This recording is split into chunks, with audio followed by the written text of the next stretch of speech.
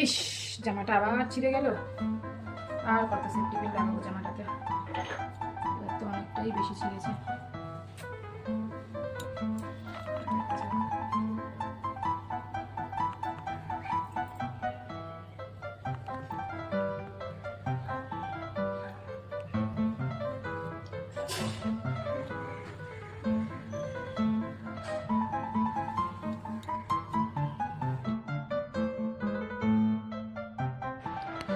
আহা গো, মায়াটার কি কষ্ট, কি কষ্ট, কি ছিঁড়া জামা পইরা ঘুরতেছে। আমার কিছু একটা করতেই হবে, করতেই হবে।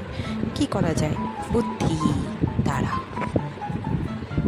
দেখ দেখ, তোর জন্য আমি কি এনেছি, তোর আর এখন কোনো চিন্তা নেই। দেখ, এই দেখ আমি তোর জন্য কি এনেছি, দেখ দেখ।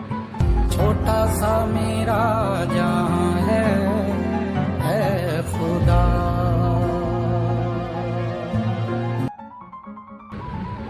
হ্যাঁ, দেখ আমি তোর জন্য কি এনেছি, একটা বার খুলে দেখ।